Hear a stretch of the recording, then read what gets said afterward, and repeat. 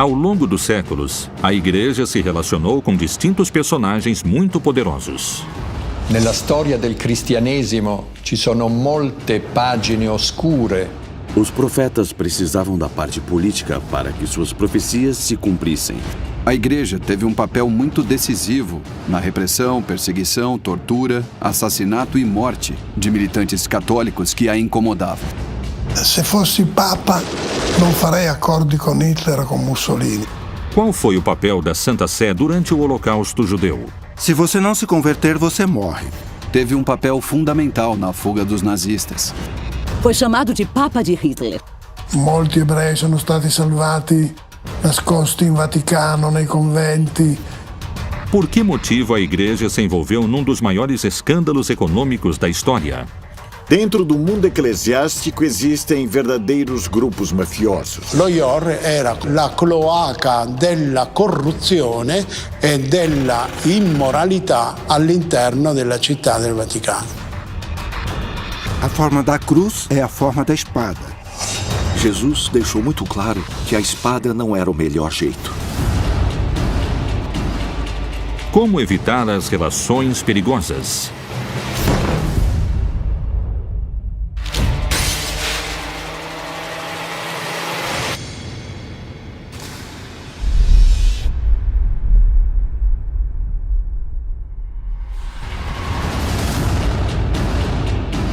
Ao longo de sua história, a Igreja manteve vínculos políticos e econômicos com diferentes líderes do mundo. O que aconteceu quando os governantes provocaram os acontecimentos mais sangrentos da história? Nella storia del cristianesimo ci sono molte pagine oscure. Pensiamo al fenomeno dell'Inquisizione, pensiamo al fenomeno dell'antisemitismo, pensiamo alle guerre di religione. Pensiamo anche, in tempi recenti, all'appoggio che molti vescovi hanno dato ai regimi dittatoriali. No ano de 1922, o italiano Benito Mussolini assumiu o cargo de primeiro-ministro e permaneceu no poder durante 20 anos. Que lugar a Igreja deu a ele em seu projeto político? Qual foi a relação que ele estabeleceu com o Papa Pio XI? Será que Mussolini era um homem de fé? Ele não era muito praticante, porque ele vinha do socialismo e ele fundou um jornal. Era socialista. Esse jornal, na época, tinha uma militância socialista importante. Mas depois ele percebeu que a Igreja era um elemento central na Itália. E sem ela não seria possível e não poderia governar. Por que Mussolini precisou ficar perto da Igreja Católica? Quais benefícios trouxe o Tratado de Latrão? Vaticano é o nome de uma das 7 colinas tradicionais de Roma. O Estado do Vaticano nasceu em 1929 no Tratado do Papa Pio XI com o regime de Mussolini. Obviamente, a aliança entre o religioso e o político é o que permite que se realize tudo o que os hierarcas das religiões e das igrejas dizem. E por isso é uma aliança inevitável. Houve uma indenização econômica muito importante. Em troca dessa indenização, a Igreja deu a Mussolini o apoio político. A Igreja não podia opinar na política. E também lhe deu o patronato. Ou seja, a Igreja apresentava a Mussolini alguns candidatos episcopais e Mussolini podia escolher quem seria o bispo de cada uma das regiões da Itália e, claro, também de Roma. Questo che mi scandalizza è tuttavia spesso comprensibile con la prudenza umana che cerca di evitare scontri troppo duri con i regimi politici esistenti. Se fossi Papa non farei accordi con Hitler o con Mussolini, per esempio, ma tuttavia non mi sento di condannarli così duramente perché ci sono delle circostanze che limitano la colpevolezza di questa loro scelta. Quais foram as consequências do Tratado de Latrão?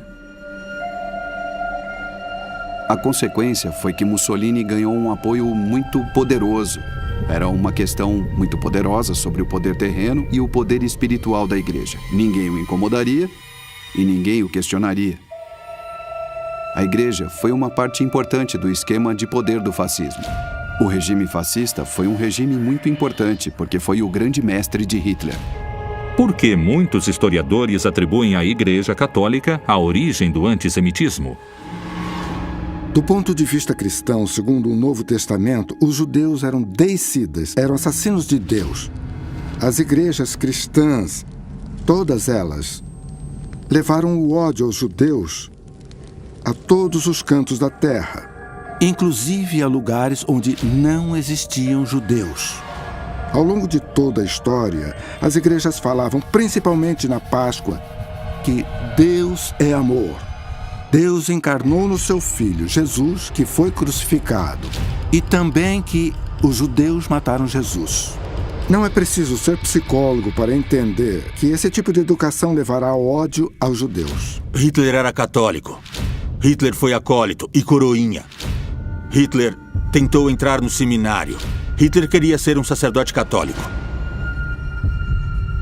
Qual foi o vínculo que Adolf Hitler teve com a religião católica e com as pessoas influentes da igreja? Hitler, do mesmo jeito que aconteceu com todos os poderosos, tinha bons vínculos com alguns católicos e tinha bons vínculos com algumas autoridades protestantes porque ele sabia o que lhe convinha. Mas sempre tem pessoas dispostas a fazer o pior, mesmo em nome da religião. No ano de 1939, morreu o Papa Pio XI e seu lugar foi ocupado por Pio XII.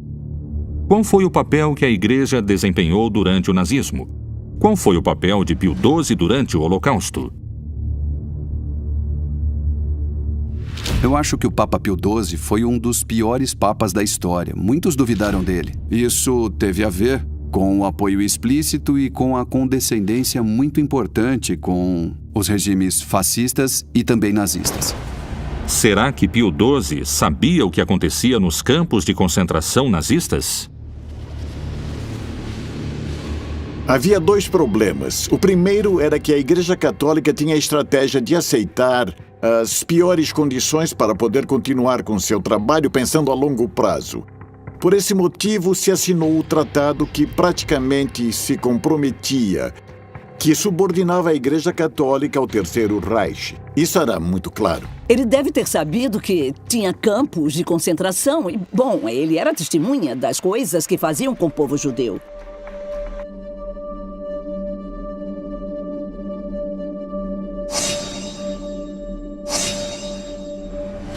Essas coisas se justificavam dizendo que, se o vínculo com o regime nazista continuasse, isso criaria espaços para poder negociar e salvar e fazer certas coisas que eles não poderiam fazer sem esse apoio nazista se a igreja se colocasse contra.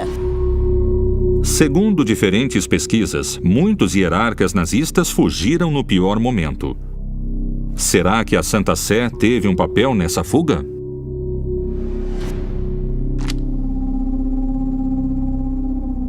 A igreja teve um papel fundamental na fuga dos nazistas. Isso aconteceu nos anos 1943, 44 e principalmente 45. Os principais hierarcas do nazismo conseguiram fugir com a ajuda da Cruz Vermelha, da CIA, de uma parte da inteligência britânica e principalmente com a ajuda do Vaticano. Ele os escondia, os enviava a Portugal, a Espanha, também a Argentina, ao Brasil, ao Paraguai e ao Chile. E, claro, aos Estados Unidos, mas não se fala muito sobre isso. Havia pessoas que chegaram a países da América do Sul com passaportes do Vaticano. Essas pessoas eram criminosos de guerra nazistas ou pessoas comprometidas com o nazismo, e todas chegavam com passaportes do Vaticano. As pessoas têm que tomar muito cuidado e ser muito transparentes quando existem acordos escritos ou convênios com os governos, porque a história não nos deixa esquecer. E temos que lembrar a experiência do vínculo da Igreja Cattolica com o nazismo. Le cose che mi scandalizzano di più talvolta nella storia dei papi è il fatto che certi papi sono stati troppo amici di dittatori, capi di Stato sanguinari. É necessário manter uma certa distância, porque, de alguma forma, uma grande aproximação com os poderes políticos pode provocar a corrupção. Faz com que as tentações da corrupção se façam presentes. Será que a Igreja podia ter intervindo mais durante o nazismo? Ou ela fez tudo o que podia? O Papa Pio XII chegou a ser chamado de Papa de Hitler porque se percebe que ele não foi suficientemente capaz de enfrentar de uma forma mais rigorosa o nazismo. O Papa, como figura representativa da Igreja Católica, estava em Roma. Roma estava dentro da área controlada pelos alemães. E, obviamente, ele tentou dirigir tudo da forma mais diplomática possível. O Papa Pio XII atualmente está participando de uma espécie de juízo histórico. Tem livros que estão a favor dele, a favor do Papa que defendeu os judeus, do que esteve contra Hitler. Outros livros estão contra. Por se tratar de uma guerra, as istituições não podem ser contra ou a favor.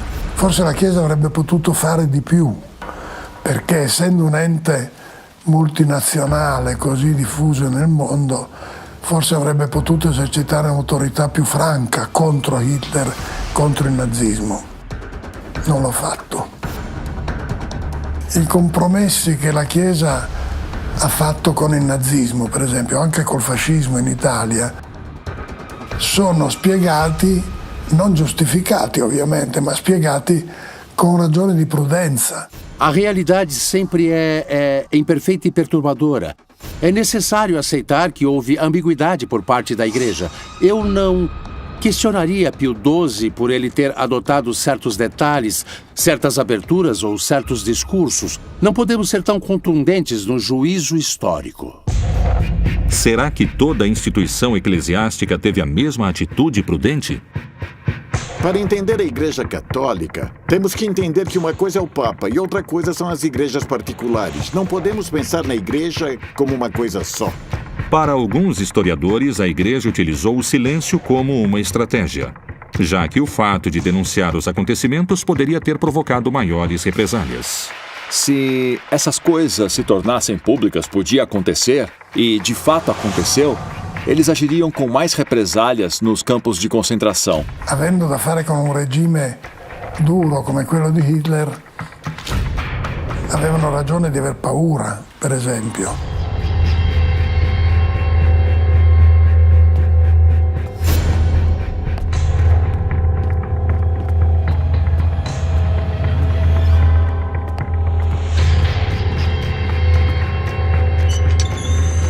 Existem versões de que muitos sacerdotes alertavam os judeus da chegada dos nazistas e os escondiam em passagens secretas para protegê-los.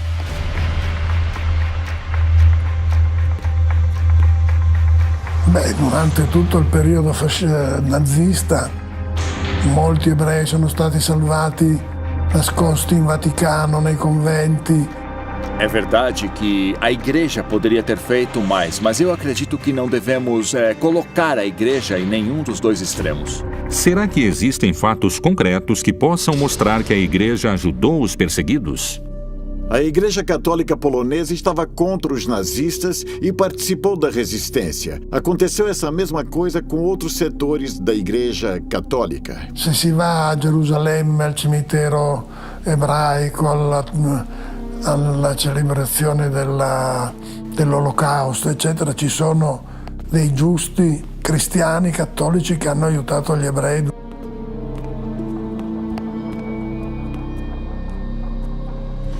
Eu sempre relembro o testemunho de Maximiliano Kolbe, o franciscano que morreu num campo de concentração.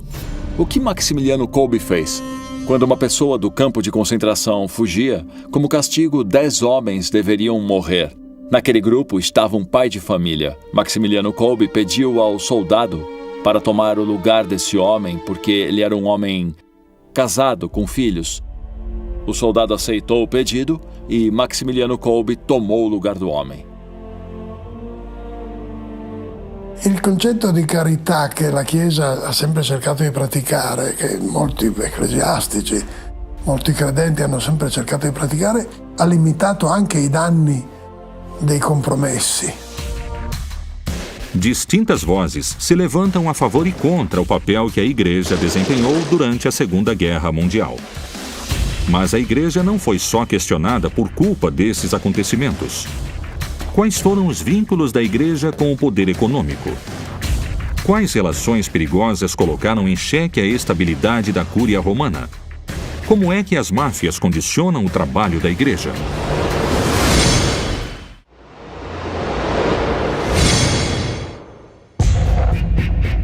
Quais foram os vínculos da igreja com o poder econômico?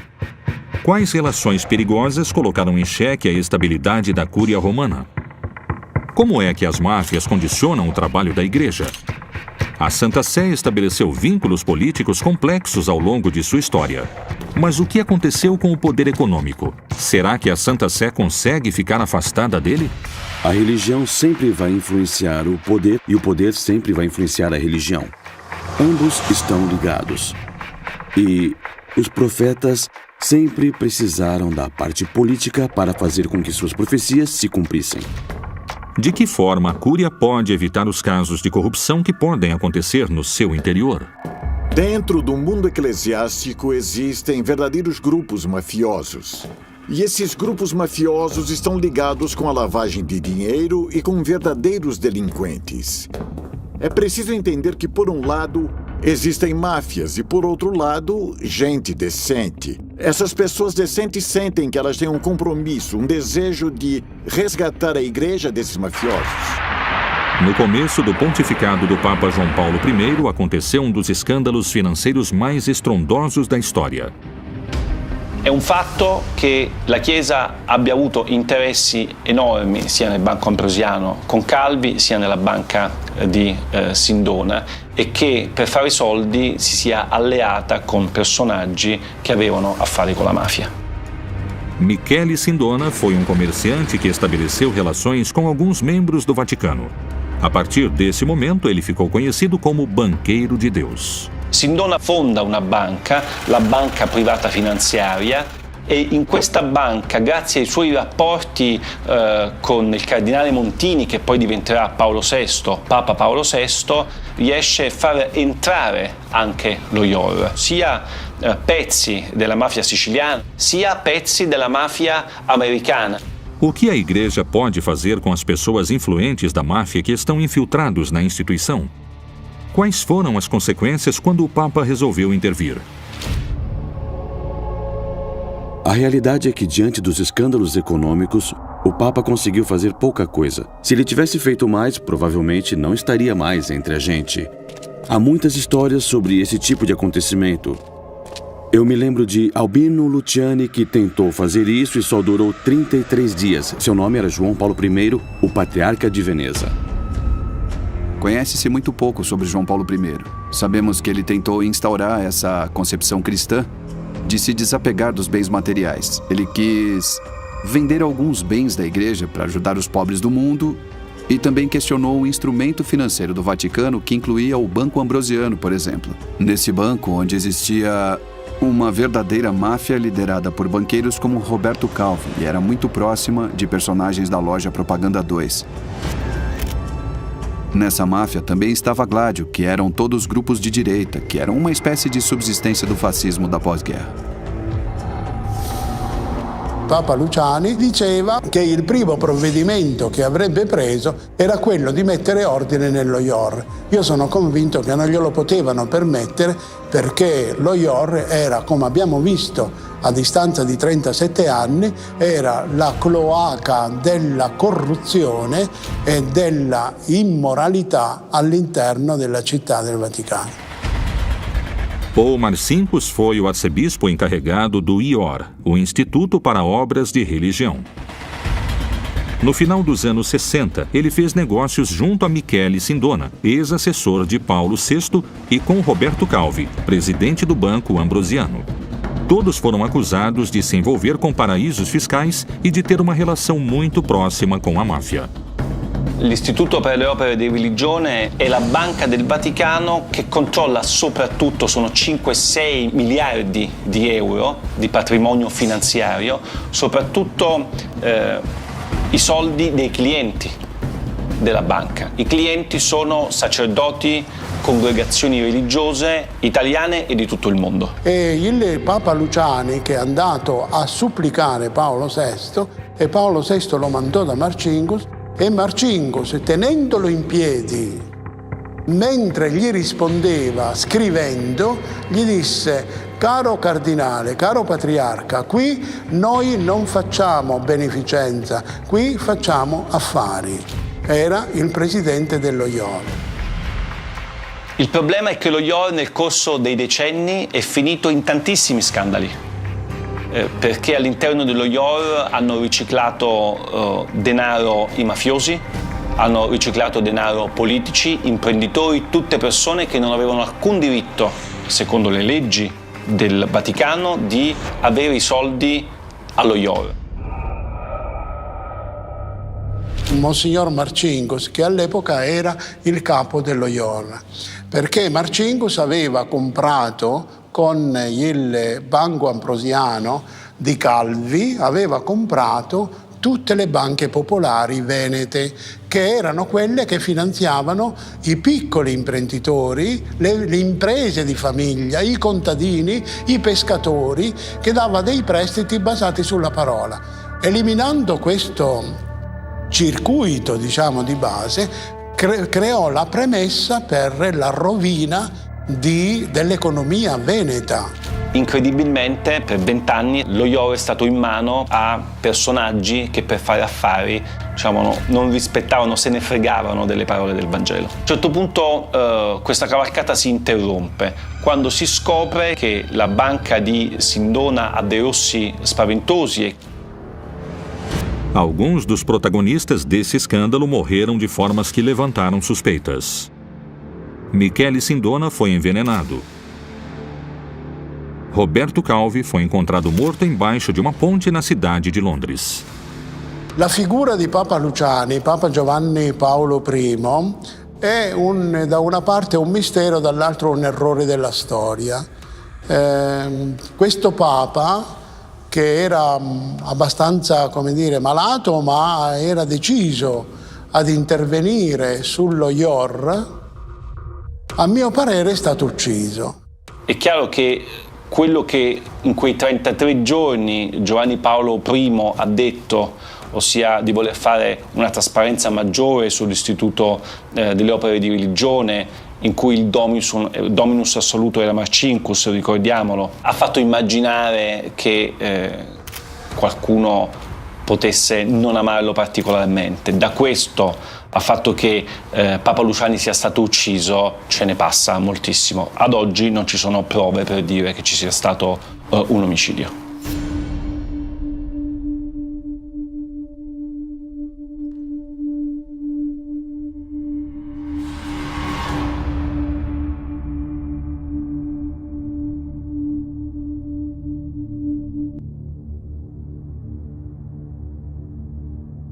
É claro que não temos provas.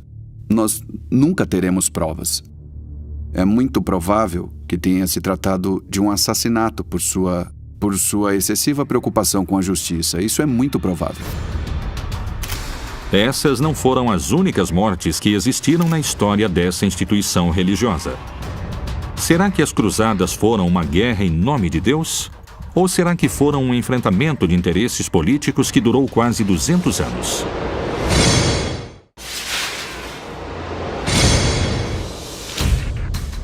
No século XI, se iniciaram oficialmente as Cruzadas, um dos episódios bélicos mais cruéis da história da Igreja. O que motivou que milhares de homens morressem em nome de Deus? As Cruzadas foram um movimento muito curioso.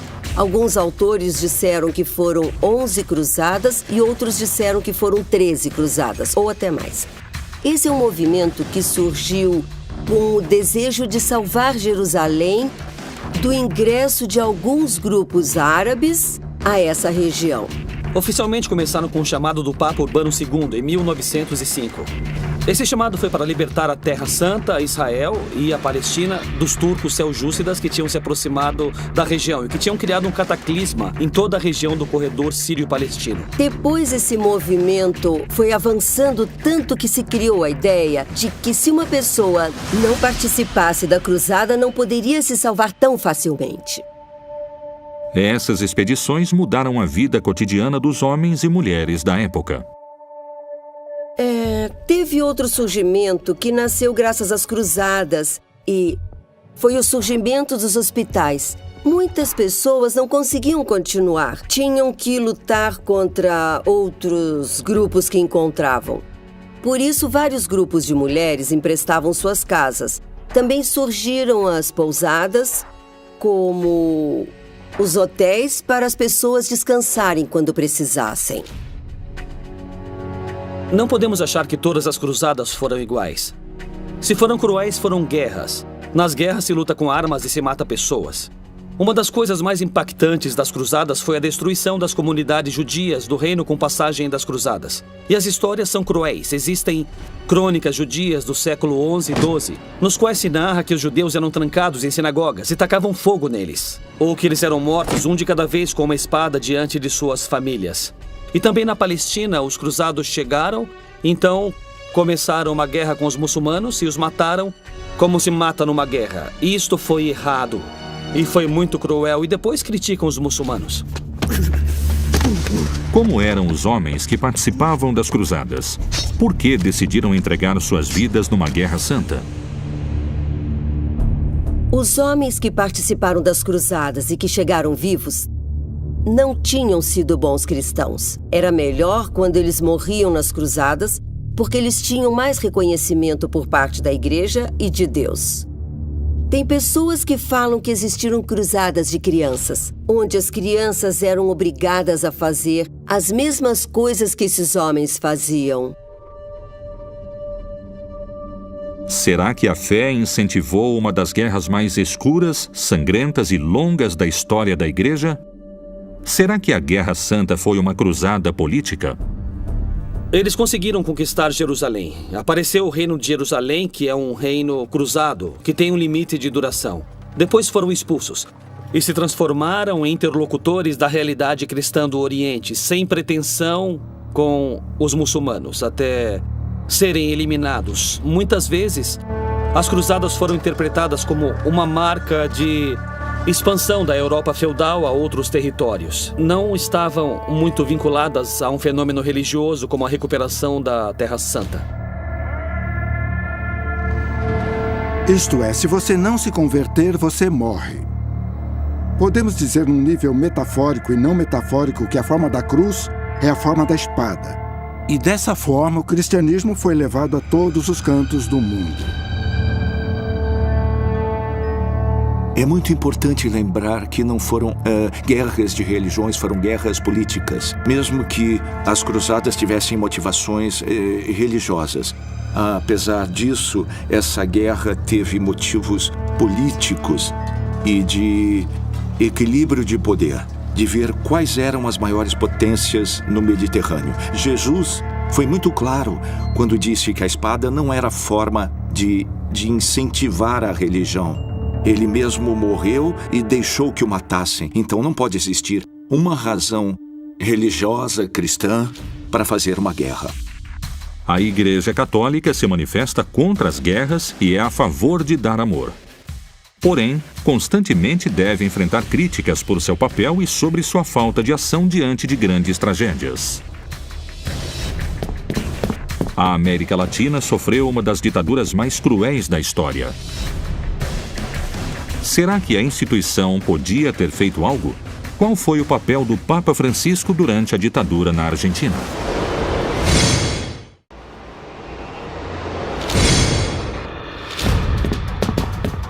Nesse último século, a América Latina entrou num dos períodos mais obscuros de sua história. Como foi que a Igreja agiu diante dos acontecimentos violentos daquela época? Qual foi o papel de Jorge Bergoglio durante a ditadura argentina? É importante lembrar que o continente da América Latina é um terreno muito fértil para a alegria. mas também para as paixões. Esse continente já sofreu com a guerra, já sofreu com a fome, já sofreu ditaduras, já sofreu o golpe de um grande número de elites que são as principais proprietárias das terras. É um lugar onde existe muita injustiça social pela região. Na década dos anos 70, surgiu a Bíblia Latino-Americana. É uma interpretação latino-americana muito revolucionária, muito progressista do texto bíblico. Basicamente, o Novo Testamento e as cartas falam que o cristão tem que se comprometer completamente de todas as formas. E isto, evidentemente, inclui a luta armada. E é para mudar a realidade. E durante muito tempo, essa Bíblia foi proibida pelas ditaduras latino-americanas, especialmente pela Argentina. Qual foi o lugar que a Igreja Católica ocupou diante dos acontecimentos vividos na Argentina? Qual foi seu papel diante do desaparecimento de pessoas? Será que a instituição fazia parte do Estado? Temos que lembrar que em alguns países como a Argentina, a igreja não é algo anexado ao Estado, é parte do Estado. O artigo 2 da nossa Constituição diz o seguinte: o Estado argentino apoia o culto católico. A palavra apoiar é polissêmica, tem vários significados. Isso quer dizer que a Argentina adota o catolicismo como religião oficial e que apoia economicamente essa religião. E por isso ela faz parte do Estado. Por isso as ações do Estado são apoiadas pela igreja e promovidas pela igreja. Então por isso a igreja teve um papel muito decisivo na repressão, perseguição, tortura, assassinato e morte de militantes católicos que a incomodavam.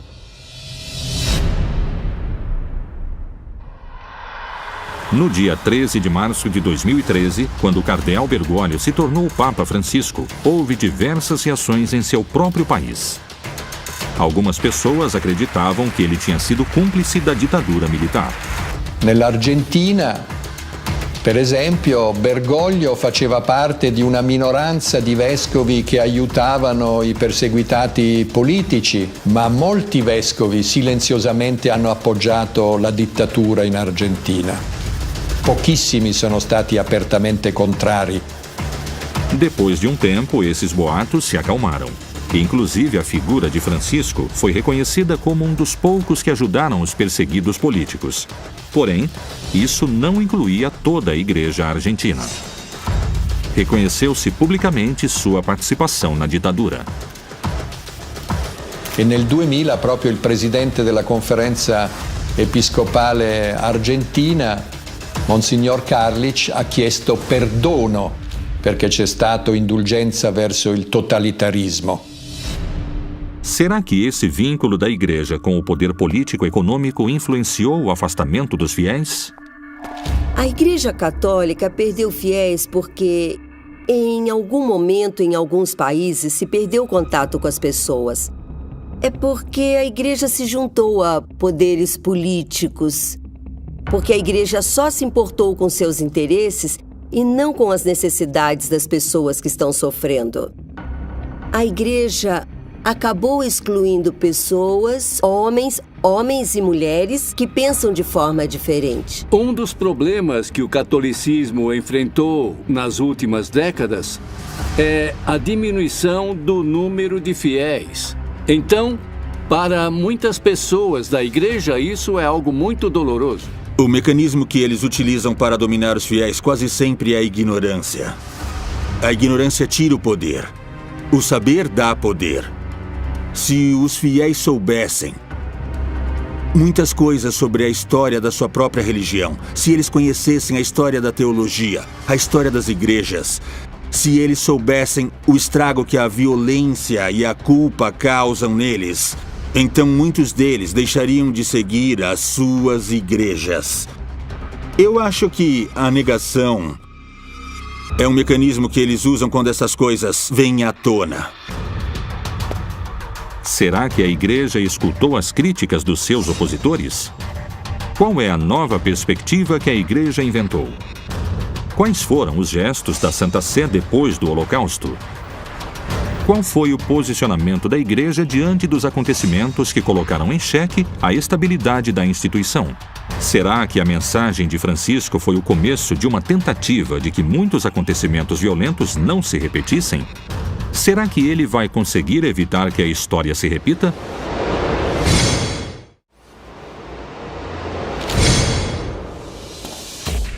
A Igreja Católica foi acusada de manter relações obscuras com o fascismo, com o nazismo e com as ditaduras militares do mundo todo. Mas, da mesma forma, foi defendida e reconhecida pelos atos de homens e mulheres de fé que deram sua vida pelo próximo e que criaram mudanças na instituição. Depois do extermínio sistemático de 6 milhões de judeus durante a Segunda Guerra Mundial, alguns sacerdotes católicos da Igreja Católica Holandesa tentaram mudar o catecismo, porque no catecismo se falava que os judeus tinham matado Jesus. Sobre a morte de Jesus e sobre os autores da sua morte, a igreja foi muito clara e já esclareceu esse assunto com o passar dos anos. Não pode-se jogar a culpa a toda uma comunidade ou uma coletividade. Foram pessoas históricas num contexto histórico. João 23, no seu pontificado, que durou poucos anos, convocou um concílio que aconteceu entre os anos de 1962 e 65. Ele morreu antes do concílio terminar, não viu o final dele. Mas o objetivo do concílio foi o ajornamento da igreja. O que é isto? Significa ter uma nova perspectiva, uma nova leitura do papel da igreja. Claro que muitas igrejas católicas se opuseram às mudanças porque não aceitavam que os judeus não tivessem assassinado Jesus. Bom, também existe uma relação importante diante da questão judia, onde se tira dos judeus esse peso histórico que tiveram que carregar, o peso dos assassinos de Cristo, esse peso que trouxe perseguições, trouxe o Holocausto.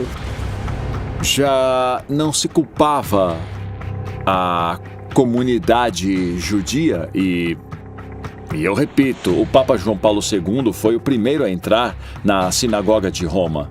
Essa comunidade que ele chamou de irmãos mais velhos na fé. Mas não se esquece o contexto histórico de uma morte que foi histórica e que teve responsáveis históricos. Será que a igreja reconheceu seus erros históricos? Será que pediu perdão? Eu acredito que a Igreja Católica Apostólica Romana deve questionar muito todo o comportamento no decorrer da história da Igreja Católica. Quem começou a fazer isso foi o importantíssimo Papa João Paulo II. Eu entendo que o diálogo entre o mundo cristão e o mundo judeu começou com João Paulo II. Esse diálogo sobre entender que todos os seres humanos são isso, são seres humanos. O Vaticano tem histórias muito obscuras, com honrosas exceções. Essas exceções são o João 23, o Paulo VI, o interessantíssimo João Paulo I e também o João Paulo II. Mas principalmente Francisco. Estamos falando de 4 pessoas ou 5 pessoas num período de milhares de anos.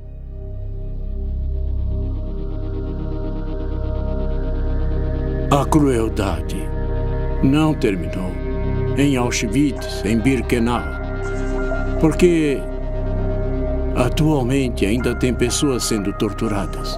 Muitos prisioneiros são torturados.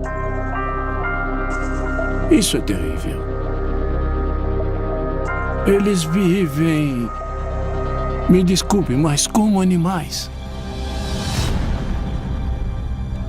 Francesco stimola i credenti e soprattutto le strutture della Chiesa a capire il valore delle differenze, sia il valore anche del pluralismo del pensiero.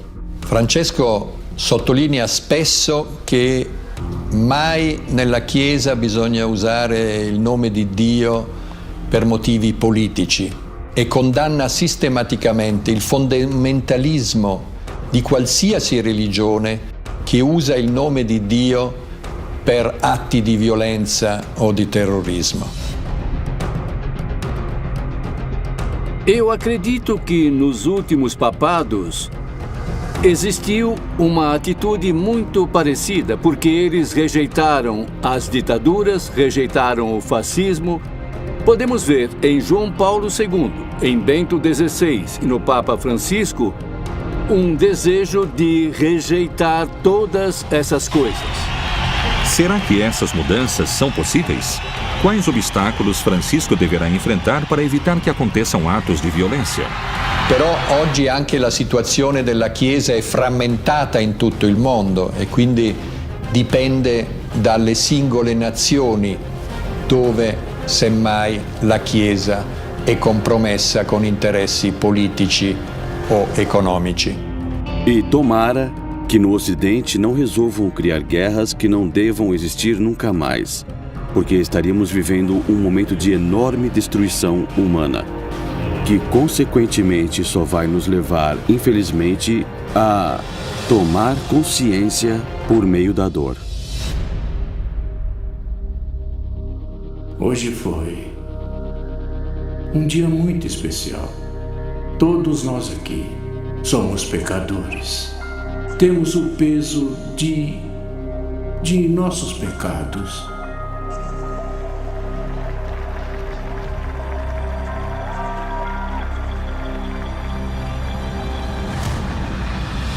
Qual será o lugar que a Igreja ocupará no futuro? Será que vai se vincular com os poderes políticos e econômicos mundiais? Como será que a Igreja vai intervir nos acontecimentos históricos que estão se aproximando? Qual será seu posicionamento diante das decisões dos líderes do mundo? Como poderá evitar criar vínculos que podem se transformar em relações perigosas?